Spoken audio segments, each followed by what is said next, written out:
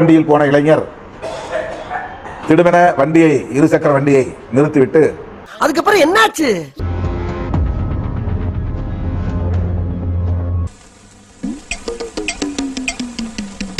ஒன்று இரண்டு பேர் அவர் மீது கையை ஓங்கி அடிக்க முனைந்தார்கள்.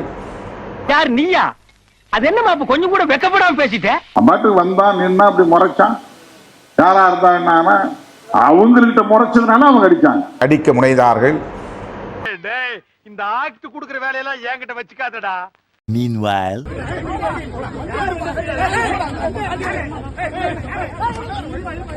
நாங்க வர்றோம்ப்பா.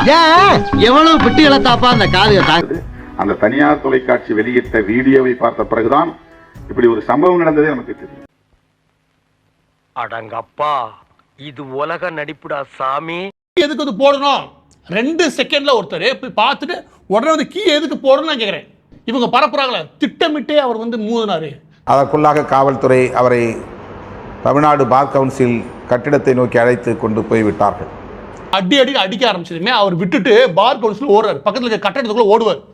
அவர் தான் ஓடுவாரு, காவல்துறை கூட்டி போகல. பிழைக்கிறதுக்கு நீங்க 2 பேரும் என் கூட சேர்ந்து பிச்சை எடுக்கலாம். அவர் முறைச்சாரு, அதனால 2 தட்டு தட்டினாங்க அப்படின்ற மாதிரி திருமாவளவன் கருத்து சொல்லியிருக்காங்க. அது தெரியல, எங்க அண்ணன் இதுல ஒன்றும் எனக்கு கருத்து இல்லை.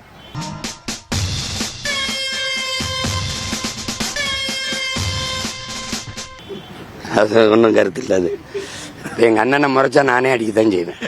சோழர் பரம்பரை. இவர் ராஜராஜ சோழன், அவர் ராஜேந்திர சோழன். தஞ்சாவூருக்கே இவங்க 2 பேரும் தான் வாரிசு. இந்த பெருச்சாளி கண்ணுக்கே தெரியாது. இப்ப நீங்க எங்க அண்ணனை மறைச்சா நானே அடிப்பேன். அது யாரவன்? நம்ம செக்யூரிட்டி. பிச்சைக்காரனுக்கு செக்யூரிட்டி பிச்சைக்காரன்.